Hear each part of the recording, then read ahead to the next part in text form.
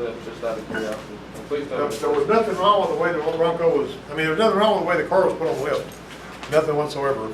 The Bronco actually, somebody took the brake pedal loose from the brakes. If you remember, if you read all that stuff in the gray, it told the story all the way through.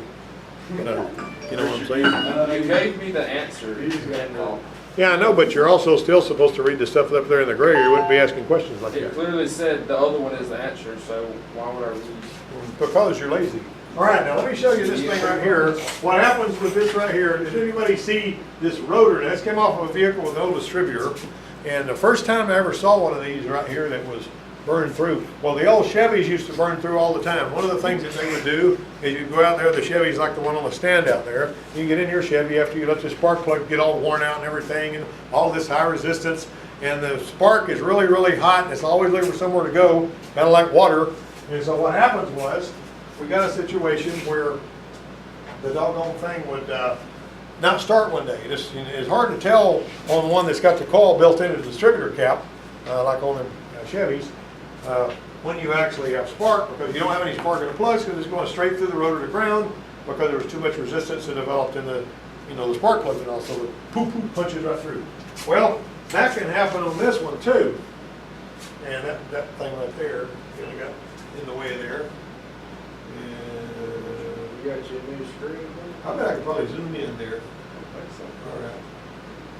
Breathe the mess like that. All right. No, it's still crooked. Anyway, I'll go to the next one over there, if it'll take it. I may have to hit it with this now. All right. You want me to get a hammer? All right, there we go. Yes, hit it with that. Well, that'll make that thing go away. That's ridiculous, isn't it? Enter. There we go. There we go. That's what it looked like on the top side. You see that rotor burn through? Now, on these other kind, and I'm showing you that picture because there was a guy that I was working with, and we were cleaning a lot of injectors at the Ford place and all. And one of the ways that we would determine that there was a problem with the fuel system is if we had one that was stumbling or falling on its face, and we would take our hand and cap off part of the air going into the intake. And if it revved up normally, you'd say, well, we, richened it up a little bit by capping off some of the air. And so I had run into this before. That's what's causing it. So let me ask you this. If I'm capping off the part of the throttle body with my hand, right? And it revs up normally when I've almost completely stopped the throttle body up with my hand, but when I move my hand, it falls on its face, But you can, every time you sing it, you cap it off, it would, rev up normally. So that's going to lead you in the direction of injectors, fuel, something like that, right? That's what you'd think. So he cleaned the injectors, did a bunch of work on it, and nothing changed. It was just like it was. And I kept telling him he needed to be looking at that rotor. And the first time I ran into it was on a little 91 Mercury Tracer that somebody had put an aftermarket rotor on that was actually a two-piece rotor, and it was kind of crummy and it burned through. And I've seen it several times since then. So it's always a good idea if you've got one of the older vehicles with a distributor on it to have a look at that and see if you got something like that going on. Obviously, this is something you can see with your naked eye. You just kind of got to know where to look, if that makes any sense, right? This thing right here is not responding, so I got to use my arrows. All right, now what do you see right here? What's unusual about that spark plug? This is engine performance. We're just jumping in with both feet. What do you see that you don't like? Red. Huh? What did he say? Like strip it out. Yeah, it's more complicated than that. Look at it. Spark plug gap. The gap doesn't look that bad to me, but what I don't like is the fact that we've got all these carbon tracks where it's been firing to the side. I thought that was like for somebody machine. No, it came out of there like that. Like a stamp or something. You know what caused that? The reason that happened was because somebody, this came out of a car it was a Mustang that had 11,000 miles on it. And it was running kind of crummy, and so we were looking at it, and when we pull that out, this was what some of the plugs looked like, and some of them had a sort of a rusty red color on the, dusty stuff on there. And I told, the first time I'd ever seen that was back when my brother was driving a 71 Thunderbird that had a 375 horsepower 429 in it. and he was pouring a bunch of octane booster in the tank because you couldn't no longer get the kind of gas he thought it needed, right? And so one way or another, his started running crappy, and it was because he was pouring octane booster in the Mustang. And this stuff right here it was causing enough of a problem where the spark was jumping to the side instead of jumping across here, and that was causing it to misfire and cut up and do all that, and it'll do it on any car, you know. And so that's the thing on that. Although this is not actually a PowerPoint presentation, it's a slideshow, and so that's why we're actually doing that. All right. Next one, what do you see here? 1 and 4. What in the Sam Hill causes that kind of corrosion on something that ought to look like that? This is on the same coil. Corner under it? I know where that came from. Huh? I know where that came from. Well, this actually is an older picture, so you have never seen this actual coil. Oh, I thought I said it. But why would it get all rusty like that? I mean, you know, so whenever you see one like that, there's something you know right to begin with.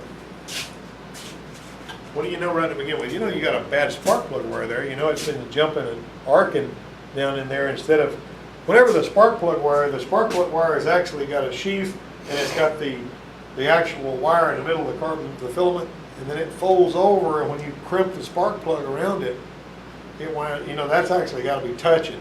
Now, if somebody ever sticks a spark plug, tries to put the end back on the spark plug wire, and it's just sticking out there, and it's not folded back around, it'll burn that thing off up in there, and it's having to jump a spark all the time. So that's a problem. But what happens here, what is created when you have, there's a couple of things that are actually created out of thin air when a spark jumps. Two things. Huh? Carbon? Well, you do have, you're thinking clearly, I mean, because a carbon track is something that happens. Huh? Jump electricity? Well, you've got radio frequency interference, RF. And that's you're gonna hear it in the radio or whatever. And there's another story I can tell you about that. But what else is created that's trapped in that boot? Every time you've got an open spark, it's making O3. So what's O3? Ozone. Every time lightning strikes, it makes ozone, right? Every time a spark plug wire, a naked spark happens, it makes ozone. Okay, so what does ozone do? What does oxygen do? It corrodes things. Whenever something oxidizes, it rusts, right? It turns nasty. So you've trapped a bunch of ozone in there, and you've got this rusty terminal that used to look like that one, because this spark that was jumping in here created a whole heck of a lot of ozone, and little by little it started eroding this electrode away.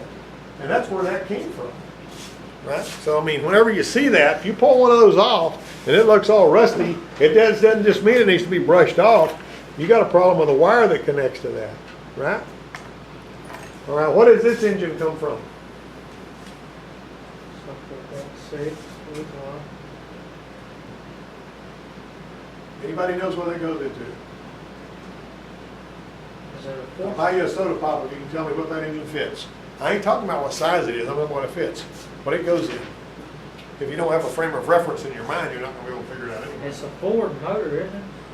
Yeah, that's what I was about. Ford, what did it say, It's a 2.8 liter, It goes in Ranger.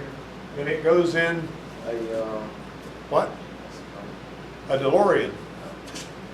That's a 2.8 liter engine that goes in a DeLorean. We didn't ever get that. Yeah, it goes in a DeLorean. That's a DeLorean engine, 2.8 liter DeLorean engine, that's what it is. So But didn't they put a 2.8 in a Ranger? they did, but there's a lot of 2.8s. They had 2.8s in Chevrolets too. Well, you know, my soda pop, I got one on mine. Yeah, they weren't all the same motor just because they were 2.8. That's just the displacement of it. So, same difference. All right, now what do you see right here? What's happening on this scope pattern right here? Spike. It's spiking. What's that mean? What's the reason for that spike? High voltage. Now this is not a complete scope pattern like you're always going to see. This right here is a scope pattern showing as 20. That says 20 volts, but basically this is like a spark plug firing. But what we know is because of the fact this is the firing line. This is how long it burns until it runs out of fuel. When it runs out of fuel, that spike goes up, And then when it drops off, it's supposed to have a bunch of squiggles here instead of just tapering off like that. And so the problem with this one is this is a weak ignition coil. Isn't it supposed to have like a little line before it? Yeah, there's supposed to be a little line, but it's farther back this way. That's where your, it's like the closing of your points. Right? And we'll talk more about ignition systems a little bit later, but everybody's learning some engine performance stuff together this semester. And all of these are engine performance related. All right, now I was talking to Jonathan earlier. And I want you guys to look at those spark plugs. And I want you to tell me what strikes you about these spark plugs. One of the points is Yes. like burn off. It's pretty, You got to do better than that. that one's wet, One of them wet. a little wet. What else? Hard wet. It just looks like it's been Look like a pretty rotary delayed. Huh? Other than they're made in Japan? No, that's not really, yeah, they're made in Japan, but that ain't really the problem. All right, I can look at these spark plugs right here, and if, you know, how many cylinders did this car have? What kind of ignition system does it have? Huh? Is it distributor? Is it coil on plug? Is it distributorless? Can you zoom back out? Huh? You can look at that and tell if you know what you're looking at. If you can look at those spark plugs right there, you know that they came out of the same vehicle, the same engine, huh? Yeah, it's true. Does not have a distributor. How? And I'll tell you why. You see that spark plug? You see that one? You see that one? See how this one and this one have got a certain wear pattern, and this one right here has got a certain wear pattern. This one's got more wear on the ground electrode. This one's got more wear on the center electrode. Now, why would that be? Look at this one here. It's got more wear on the center electrode than that one. So every other one, it's actually distributorless ignition, because when you've got two towers that are both firing the same plug at the same time, the spark is jumping out of the center electrode on one side and out of the ground electrode on the other side. And so it's going to erode a different way on the one that fires in the opposite polarity. You got it? You can look at them like that, you'll see they'll all have the same amount of miles, they'll all be in the same engine, the engine is healthy, but the spark plugs are worn out. You see that they're worn out really, really bad, and like this one here, well, that one doesn't look nearly as bad as this one. See that? But it's because of the direction the spark was jumping on that particular plug. Because, you know, on the distributor, now that first one that I showed you, the Rusty Tower, was one of these kind of ignition systems. You got that? All right, so notice this kind of stuff. You know, I mean, a lot of times people want to start with, you know, this is a wrench and this is a screwdriver, but I'm trying to jump in here pretty strong, right here. All right, now, tell me about that spark plug right there. What do we see that's going on there? Now, this came out of a Chevrolet, came out of a 350, came out of a 98 model, black Chevrolet 350. So made it.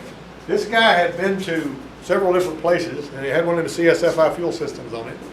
And he was retired. He worked for General Motors for 40 years or something. Nice guy.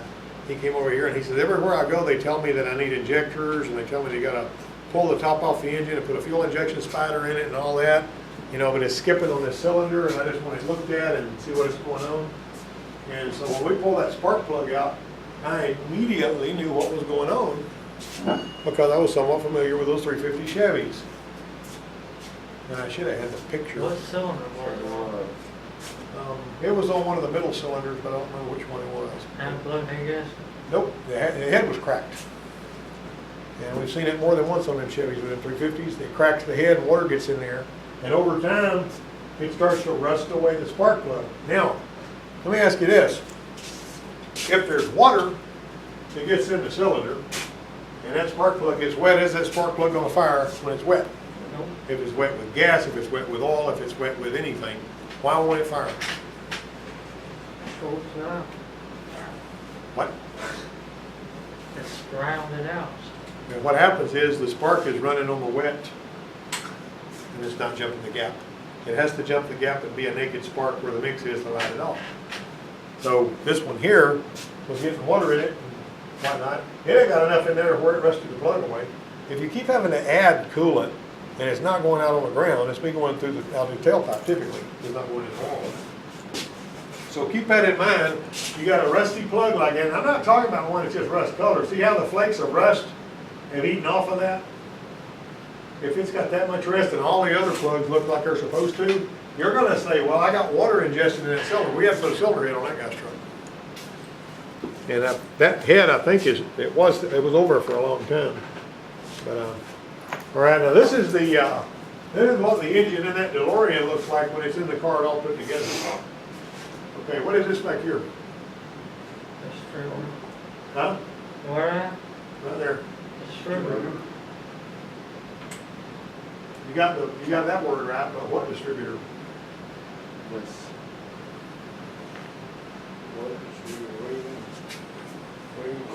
That's the fuel distributor. What? Those things go to the fuel injectors.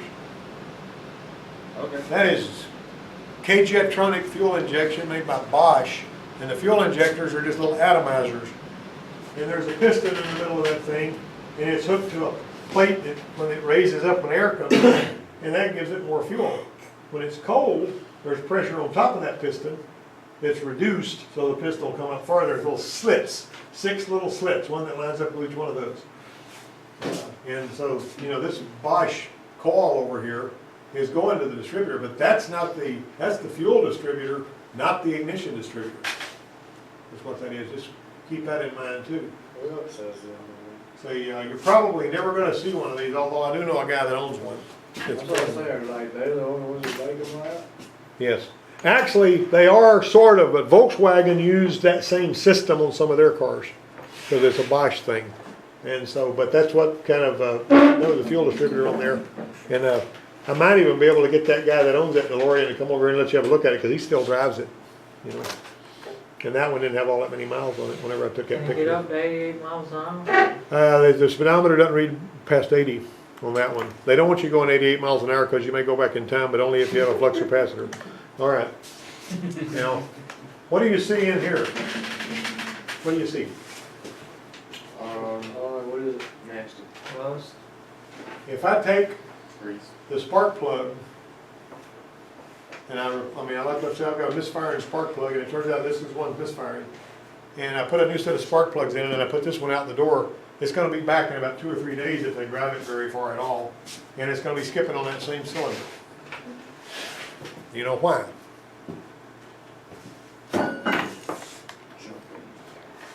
It's not cracked. That's a carbon track. You said carbon earlier, right? That is a carbon track. And you might notice it matches that. That plug came out of that same vehicle. See how it's jumping down there? All right. And that was a misfire. And I was going to tell you about the radio frequency interference. Now, you may have even mentioned, you heard me mention this one time. There was this girl that came in here that I knew that had worked up at Doc's, and she had a little S10 Blazer, and she said my radio makes all kinds of noise.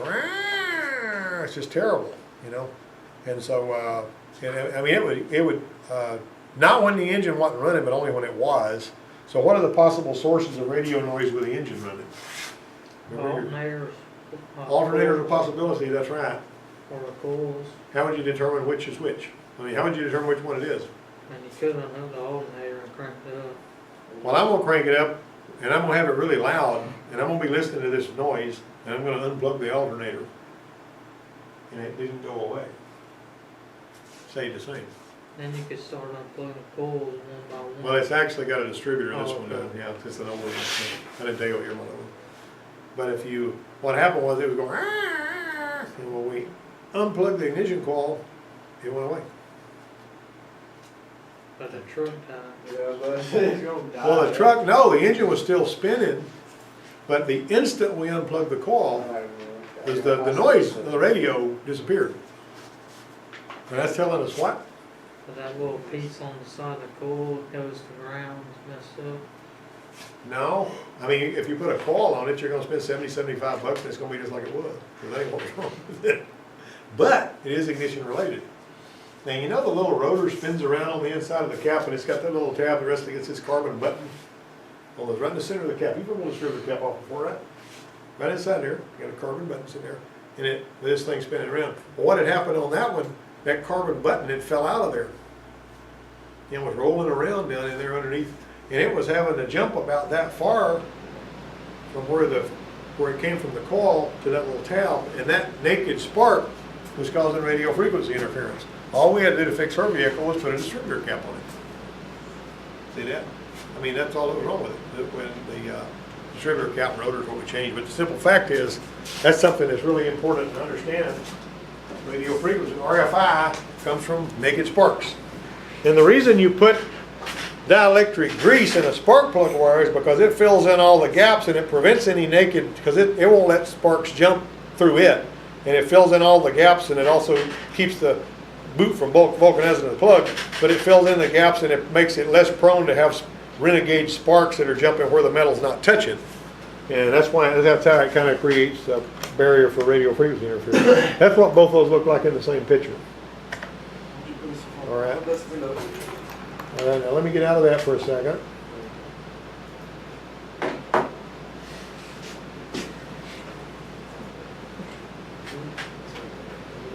Here's one right here. This is a tech tip that I wrote for, we're only going to be here in another few minutes. This is a tech tip I wrote for Motor Age magazine. And here's the thing, where you usually see this is whenever Farmer Joe has got a homemade gas tank. I mean, I'm serious, a homemade tank on his farm that he actually uses to gas up his trucks and stuff with. Because if a gas tank is not made right, it will deteriorate on the inside and you'll see rust. And that rust is so powder fine that it will go through a fuel filter and clog up the screen in this fuel pressure regulator, just like you're seeing right here. Yeah. Cause it to starve for fuel. Furthermore, some of it may get through that and clog the injectors up. So if you take the injectors off on one that's running really crappy and it's misfiring and all, and you know, lean codes and all, and you turn that injector upside down and you bump it on a shop rag and rust is coming out of it, that's trouble. Call Farmer Brown. But here's the other thing. If you fix this thing by getting, it's hard to get that rust out of the injectors because nothing will dissolve it really without messing up the injector. But if you can get enough of that rust out of them injectors where it will run halfway decent, and you see rust, that rust came in there to begin with from somewhere. And the first time I ever ran into this nonsense was back when cars had nothing but carburetor on them. Well, some of them were starting to have fuel injection back then. But we had a 1979 LeBaron that one of our executives, when I was working at Sabine, drove up to Dallas. Well, he stopped in Dallas and parked and took a plane the rest of the way to Denver because the car would, you know, cut up and quit. And he would, you know, has to coast the side, wait for it to cool off, and then he'd crank it up and he'd go a little farther. And nobody really knew what was going on with it, but they told me to take your toolbox and fix whatever you think we might need to fix it and fly up to Dallas Love Field and fix the car and drive it back down here. That's like 450 miles, no cell phones. You know, you're just basically driving, you're at the mercy of the world. And if I don't get the car fixed and I don't make it back, oh well. You know, this kind of, I mean, that's just the way it was. I was like 22 years old, you know, ready to, when you're 22, you feel like you kind of feel like, of course, he's younger than 22, but you feel like Jonathan Price. You feel like nothing's going to stop me. You give me a hammer, I'll fix that sucker. That's what he got. But anyway, but I flew up there, you know, I got the plane ticket from Beaumont to Dallas in 1979 or 80 or whatever it was, cost like $18, you know, on Southwest Airlines. If you're flying inside of Texas, it wasn't that much money. So I flew up there, and I went there, and I cranked the car up, and I drove it about 100 miles. You know, it seemed to run okay, and it quit on me. And it felt like it was starving for gas. And I coasted over the side of the road, and I thought about it a little bit. And I cranked it up, and I drove it about another 40 miles, and it started acting up again, and I coasted into an exit up there to a place where there was a gas station. And I told the guy, I says, let me borrow your your air hose. So I took the line loose from the fuel pump on the side of the engine, took the gas cap off, and stuck that air pipe into the line going back to the gas, and shot a bunch of air in there, and some fuel squirted out all over the ground over it. But after I did that, it drove all the way back home with no problem. And we had a big steel gas tank down there at Sabine, and that rust would pick up and clog up that sock. You see what I'm saying? When the rust picked up and clogged up the sock, it would start starving for fuel and it wouldn't go. You switch it off for a while, it settles away, then you're getting a little bit more fuel. You see where I'm going with that? But that turned out to be what was wrong with that. So what'd you do? Had to clean the tank? Yeah, we pulled the tank out and cleaned it. And, you know, I don't guess they ever did anything about that rust in there. We may have put a filter on that. I can't remember. That's a long time ago. But anyway, that's a little bit of a tech tip there on that. But if you see rust in there, that rust came from somewhere. Let me see if I got another file here I'm going to show you. I think that's about all I was going to show you today anyway, is that last little thing. Correct. Yep. Yesterday I redid the whole fuel system on Huh? a 70. What? I said yesterday I redid the whole fuel system Uh-huh. on a 70 model Ford on the F-250s. And the tanks and them, when I took them out, you could slosh them back and forth, it sounded like sand. Yeah, that they got, it's probably all rusty on the inside, yeah. Bad news. Rust flakes going back and forth in I there. pumped the gas out, the gas looked like mud. Yep. Whenever you're doing any kind of a nose start, you guys always remember this. I talked about it a Oh, lot it before. pumped up. Huh? It I pumped know. up. Yeah, those old things would put up with a lot of crap. They had a sock in the tank too, and it could That's clog what up. happened. I crooked it up and I drug it Yeah, and quit. yeah, clogs up the sock. Yeah. In the olden days, when we were going to find out why one wouldn't start, if it was a carburetor, we'd spin it over and see if it had even compression. We'd look down in the carburetor and, you know, pull the front, you know, operate the throttle, see if we saw the the fuel pump go psh, spray gas. And then we would check for a good strong spark. All right, if you got a good strong spark, spraying the gas, and it sounds like it's got good compression, you pull the plugs out, and they either burn up or wet, you know, or something like that. That's usually what's wrong with it. Nowadays, there's a lot more things stacked on the deck, but it's not really all that complicated in most cases to find out why one won't start. A lot of the times it'll be fuel quality. There was a guy on a Dodge pickup, came in here one day and he says, I gassed up my vehicle, I drove it for 2 blocks, it quit. So we had it in here and he said, well, we'll pump all of the gas out into a, you know, because there was only like a quarter of a tank in there. We pumped all the gas out into a couple of 5-gallon buckets so we could look at it and see if there was water in there. Because you'll see water. If you empty the gas tank and you let the pump just pump it out, and if you see water in the bottom, you'll see it swashing around. I've seen that before. This time, it was clean as a whistle. You could stick your hand in that gas, you could smell of it, you could dry it off, and it didn't smell like diesel. It was just perfect. I couldn't see anything wrong with that gas, but we put fresh gas in it and it fired up. I have no idea why. I don't know what was wrong with that gas, but that truck wouldn't run off of it. But you swear it was good gas. I kept a bottle of it for a long time. I never did it. I mean, you know, it didn't have any. I did. You know, every now and then when I get a little thirsty, I just take me a drink. No, not really. Yeah, that explains a lot. Yeah. Yeah. You guys understand?